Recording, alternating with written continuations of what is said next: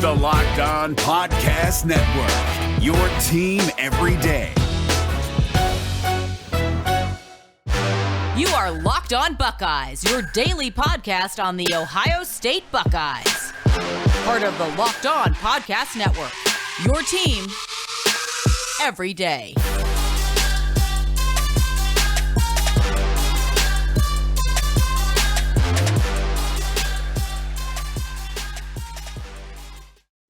What is up, Buckeye fans? Welcome back to another episode of Locked On Buckeyes for the Locked On Podcast Network. I'm your host, Jay Stevens, also the host of the Jay Stevens Podcast. It is Wednesday. My days are all mixed up. It's Wednesday, May 19th in the year 2021. And as my days are mixed up and I'm confused on what day of the week it is, my confusion is not what the Vikings coaches are seeing or hoping they're seeing when they watch Wyatt Davis in practice. As always, you can follow me on Twitter at JSteven07. You can also follow the podcast on Twitter as well at Locked On Buckeye. Lineup for today in segment one, we'll talk about Wyatt Davis and how he has looked early on in practice in Minnesota. Segment two, predicting what primetime games ABC will broadcast for your Buckeyes. And in segment three, we're going to talk about the NCAA's approach to the name, image, and likeness going into effect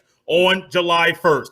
But before we get to all that, now seems like the ideal time to remind you to make sure you check out the Locked On Big Ten podcast, because there's simply no better place to get all the news on the Big Ten Conference than with Big Ten Ben Stevens and the Locked On Big Ten podcast. Follow the Locked On Big Ten podcast on the Odyssey app or wherever you get your podcast. As an incoming rookie in the NFL, there are a lot of expectations that people have for you. Coaches, fans, media members, maybe your family, maybe that guy from school that you haven't talked to since school, but he sees you're now the NFL and he has some expectations for you as well. And then when you're somebody that was a two-time All-American, the expectations might rise up, or they will rise up just a tad. When you add in, he's a two-time All-American and he comes from the Ohio State University, a lot more weight is on you to perform once you get there at your new home in the National Football League. Wyatt Davis early on in practice is impressing the Vikings during their rookie mini camp. Right now, if you've been following the NFL, you have heard that the OTAs that teams are having, a lot of players are saying, nah, not going to do it, not going to go. We're going to go somewhere else and, well, not go at all. Optional team activities is what it's called, but those are optional. That's after rookie minicamp, which is the initiation of the players into what the team is going to do once the season starts, and what the coaches will find very, very quickly. What players can do, what players can really take in, grasp, and then do and perform right on the field. Once the coaches see that, it's very, very nice and enjoyable to see, well, them do that and hear what the coaches are saying about that player. Here's what Vikings head coach Mike Zimmer has to say, or has said to the media after rookie mini camp. Quote, Wyatt's got terrific size. He's got good movement and seems to be catching on really well with footwork and the things that we're doing. He looks good in there so far, end quote. Yes, it's early on. Yes, I believe that quote came after day one or day two, early on in the process of really recognizing, looking at, and knowing what you might have in somebody. But as you know, first impressions mean a lot. Remember as I started stuttering, when I started going to the church that I go to now, it was right before things shut down, and I joined the church, and bam, had to clap on purpose. It was literally like a instant reaction. Jay joins the church, Jay gets happy, Jay is going somewhere new, and then nope, not so fast, my friend. The church is shut down for a few months. Now, the church did reopen. Forget when it was, May, June, sometime last year. I forget exactly when. And things have been fine. I mean, honestly, things have been perfectly fine. It was just kind of like, oh, it's just cautious. We want to do what everybody else is saying. And then once they realized they could get a proper handle on it, the church reopened as soon as they could. But there was a guy on staff at the church, and My first impression of him was, and I had been going to the church off and on visiting for quite a while. I was like, oh, I want to go. No, not really. Oh, I want to go. No, not really. And I remember my first impression of this individual was that he's different. Not different in a bad way. He was on staff at the church, on the platform, all that good stuff. He always made it a point in his day after service to walk by me and say what's up. Now, I had been going off and on for about a year and a half now, but it was just weird. Very, very different of somebody that sees me, looks at me, and they say, hey, I want to make sure I say hi to that guy. First impression means a lot. And that was something that sticks with me now. I actually was hanging out with that guy, hanging out with my buddy Jason Wall just yesterday on Tuesday, the opening practice for the Indianapolis 500 in Indianapolis, Indiana. I was there at the track. He's been going for about 20, 25 years, maybe 30. My first time at the track for any practice or any race event. So I was there just enjoying the day, and he was going through all the history.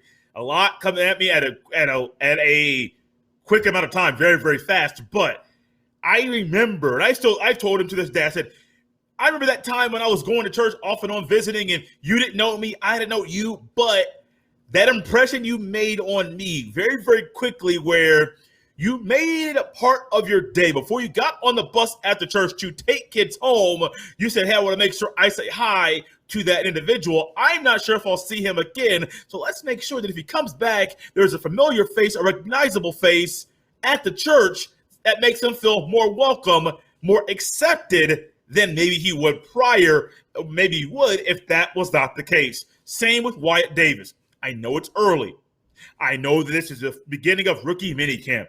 I know that there's going to be OTAs. I know a lot of players are saying we're not going, but a lot of players now in the NFL, they're actually saying they're going to the OTAs, which I mean, like, I get it, bro. You're going to either work out by yourself or work out with your team. I mean, I get it. You want your time away. Working out with your team might actually help you be a better pro. If you don't go, I don't care because it's really optional. It's in the title of the workout.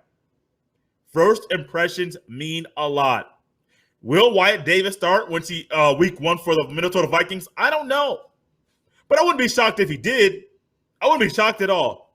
We saw what he can do at Ohio State. We saw what he did do at Ohio State. And I think he'll relay that and continue that for the Vikings in the National Football League. Let's step away very quickly. When we come back, we'll talk about some primetime games on ABC. ABC announced some early games on broadcast. Were the Buckeyes a part of that group? How many games will ABC broadcast that Ohio State is playing? We'll discuss that when we come back. But first, check this out. There's a good chance you're a person like me that loves, and I literally mean loves, a good protein bar. You know, the ones that have the macros, and you know, when you turn the box over a package, look at the nutritional facts to make sure everything in what you're about to put into your body fits your workout, your diet plan, and something along those lines that fits it and tastes like a candy bar as well. Well, guys, your boy has ended his search, and I thoroughly encourage you to consider ending yours as well. Because Built Bars are great for the health-conscious guy. They'll also help you lose and maintain weight while indulging in a delicious treat. The bars are low-calorie, low-sugar, higher protein, high fiber, and they're also great for the keto diet. And one amazing detail about Built Bars is they are covered in 100% chocolate. Go to BuiltBar.com and use promo code LOCKED15, LOCKED15, and you will get 15% off your next order. Once again, go to BuiltBar.com and use promo code LOCKED15, and you will get 15% off your next order at BuiltBar.com.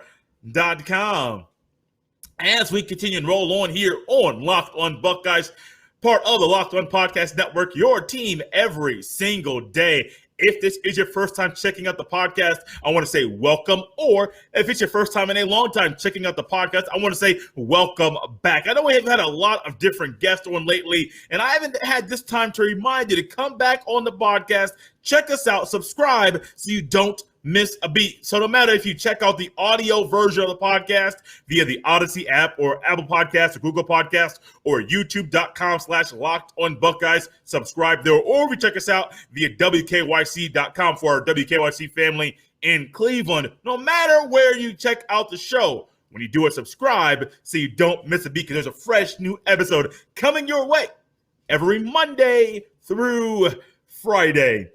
Speaking of Monday through Friday, there are some Buckeye games. The first game that the Buckeyes do play is a primetime game, but it's not an ABC broadcast. Talked about that just a couple days ago, where Ohio State's first game of the season, a Thursday night game, will be broadcast by Fox. I sure hope we have Gus Johnson, Joel Klatt, and Jenny Taft on that call.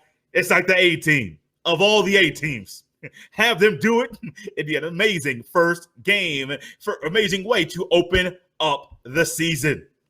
But ABC recently announced a few games that they will broadcast, and it got me thinking, what games will ABC broadcast that are Ohio State games? Are there any games early on that Ohio State will be playing that ABC will be broadcasting? Well, we do find out week 1, September the 4th, that first Saturday game, ABC will be broadcasting in primetime Clemson and Georgia. That is a neutral site game in Charlotte, North Carolina. The very next week, ABC will be broadcasting in primetime. Some of you might not like how ABC is broadcasting the team up north in primetime before the Ohio State Buckeyes, but Washington is traveling to Ann Arbor, and ABC will be broadcasting that game in prime time. The following week, September 18th, they take a trip to Happy Valley as Penn State will host Auburn. I do love this. Washington to the team up north to Ann Arbor. You have Auburn leaving where they are, going up to Penn State. I love that. And then you also have ABC broadcasting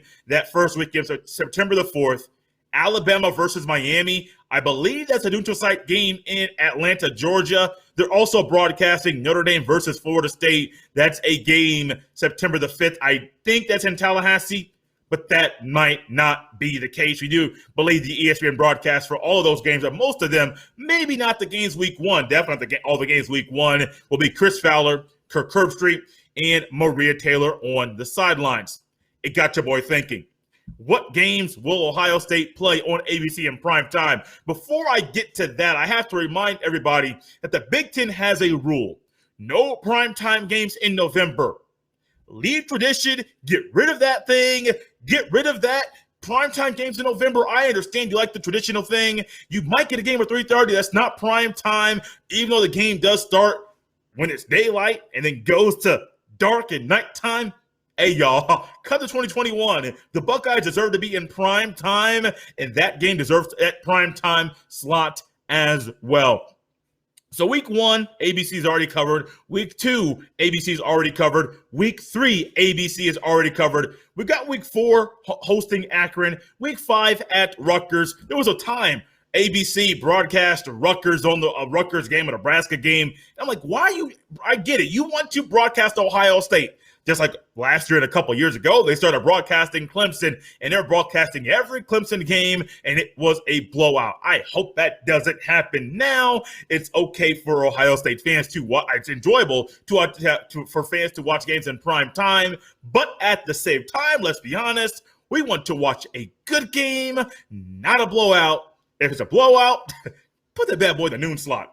We already talked about Oregon and Ohio State, how I think it should be a 3:30 or 7:30 kick on Fox. I get the 12 noon kickoff, but once again, 9 a.m. Pacific time for all those Oregon Duck fans. Not ideal for you to be in game shape, for you to be in game ready to watch the game. Here's where we get to have a little bit of fun predicting where Ohio State will be playing, if it will be on ABC.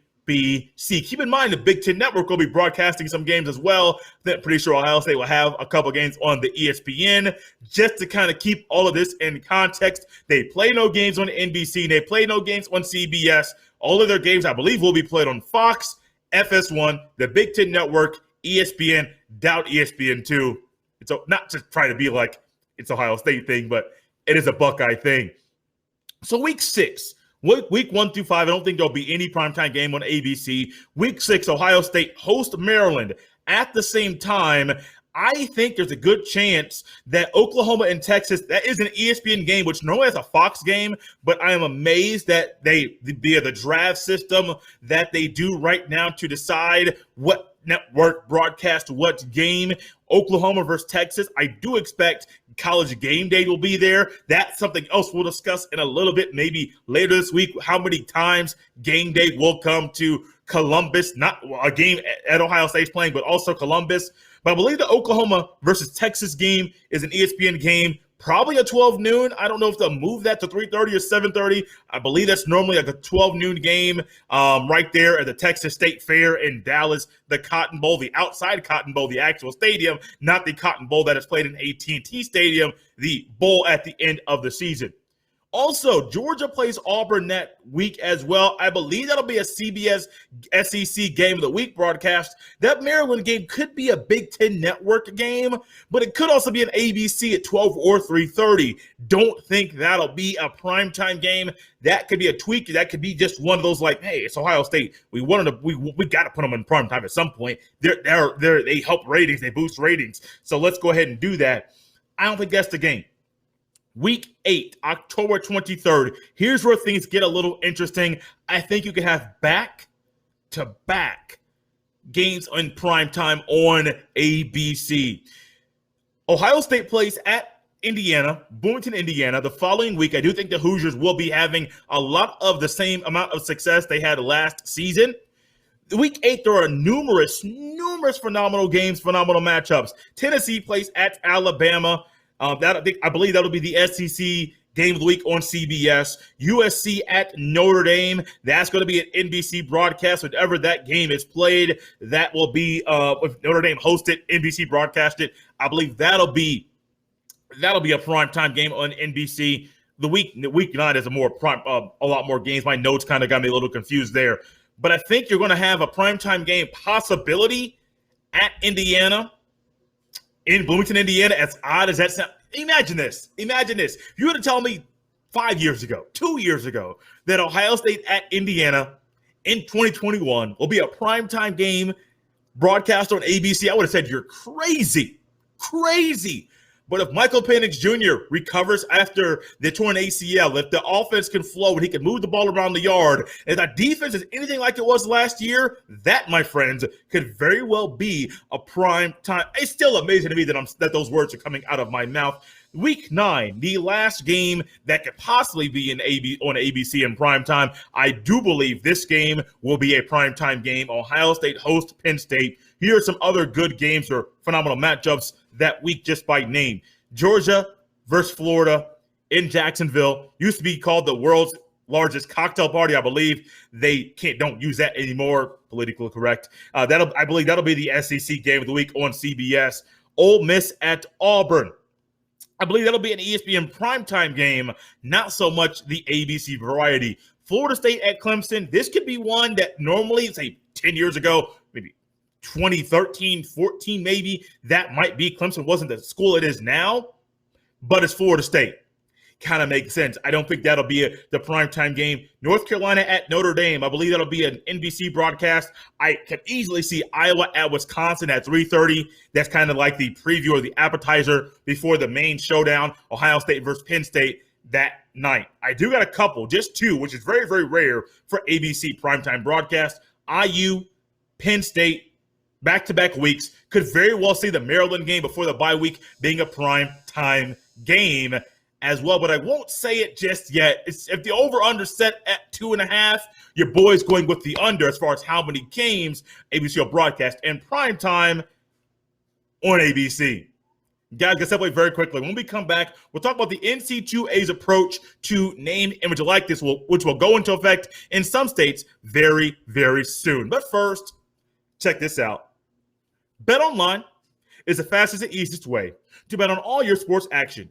Baseball season is in full swing, and you can track all the action at BetOnline. Get all the latest news, odds, and info for all your sporting needs, including MLB, NBA, NHL, and all your UFC/MMA action. Before the next pitch, head over to BetOnline on your laptop or mobile device and check out all the great sporting news, sign-up bonuses, and contest information. Don't sit on the sidelines anymore, as this is your chance to get into the game as teams prep for the playoffs. Head to betonline.ag on your mobile device or a laptop to sign up today. And when you do, make sure you use promo code LOCKEDON, LOCKEDON, BetOnline and receive your 50% welcome bonus on your first deposit.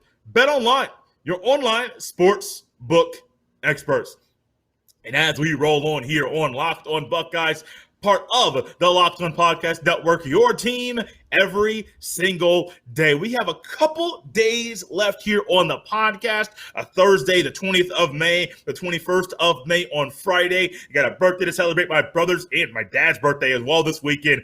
My brother's birthday is all this coming Sunday. My dad's the following Tuesday, on the 25th. A lot of good things coming. A lot of good big things happening, not just in the podcast, but just in life as well. It's the month of May. A lot of good things are happening via conversations we're having here on the podcast, via your life. It's getting nicer outside for those of you that are Buckeye fans in the Midwest. I know some of you may be in Cali. I contacted a guy reached out to me that lives in Cali during basketball season. That weather out there, probably where he lives, a lot more enjoyable, consistently enjoyable than the weather in the Midwest. Speaking of things that we could talk about right now that will come in the future, not things happening right now, but will come in the future very, very soon.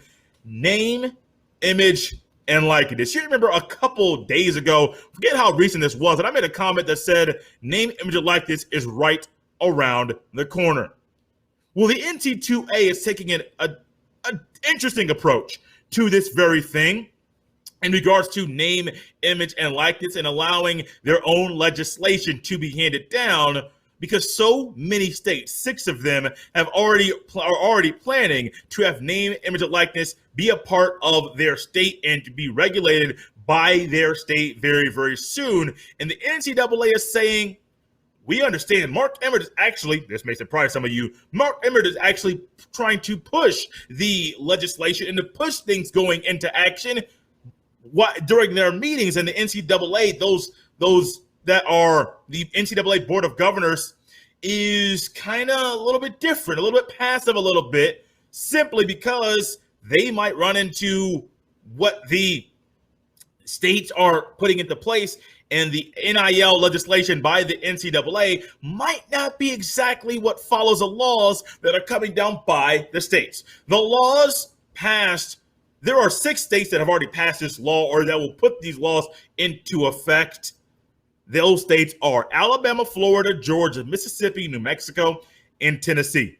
They're all similar to each other, but far more lenient than anything the NCAA is considering. In order to conduct business without enforcement chaos, that's coming from an article from CBS Sports, the NCAA may have to issue a blanket waiver to cover athletes in those states who would ostensibly be violating existing NCAA bylaws, the bylaws that are outdated, the bylaws that make no sense. Instead of altering the rules by the NCAA, they're just going to have to make a blanket waiver to assist them in this time. This is a quote from this whole little ordeal that's going on with the NCAA. Quote, there will be something that happens on July 1st, and there will be no lives lost. This will be going on for a long time, end quote. And this quote came from a person that is intimately involved in the direction of NIL legislation. The NCAA backed themselves into a corner. We knew this was going to come eventually. We saw early on, during the college basketball tournament, NCAA men's tournament, we saw players say hashtag not NCAA property. Everybody knows that. I understand you think that's what that means, but if you are property, they will control a lot more of your life than what they do. The NCAA allows so many individuals that will not be professionals in that sport have a chance to play in college and to boost their value. Think about it. Think about guys at Ohio State that wouldn't be anything without playing football. Just simply being on the team, you can say, yeah, I went to and I played football at Ohio State. Think about the value that raises your stock, or that raises the ability or the desire for someone to simply hire you because you played football at the Ohio State University. Yeah. You want to go pro. You want to make as much money as you can. But I don't think the NCAA gets the recognition or the proper acknowledgement for what they allow so many men and women at the collegiate level. At the same time, I'm an advocate for a lot of the things the NCAA does. They kind of back themselves into a corner. knowing this was going to come, knowing you had a lot of time to put this into practice, I know there are things that are going on behind the scenes that neither you nor I, most of us, know anything about. So I'm not trying to bash the NCAA. Just kind of give an update that the NCAA's approach, they're working behind the scenes to put this into practice, but they're back against the wall because so many states already have laws that will go into effect before the NC2A's NIL laws or rules or regulations go into effect. Could it be August 1st? Could it be September 1st? We'll have to wait and see. Guys, thank you so much for listening and enjoying another episode of Locked On Buckeyes. As always, you can follow your boy on Twitter at jstevens07. You can also send all of your emails to jstevens317 at gmail.com. It's Wednesday. It's hump day, which means there are 2 more days left in the week for shows to come out. Thursday and Friday. And for those of you that like to watch things on a Friday evening, a live show on Periscope, I'll retweet the link. Also, EliteSportsBetting.com, The Buckeye Beat. I host that show every single Friday night at 7 p.m. Eastern Standard Time. You can have it on. You may not want to watch it. Just listen to your boy talk about your favorite team.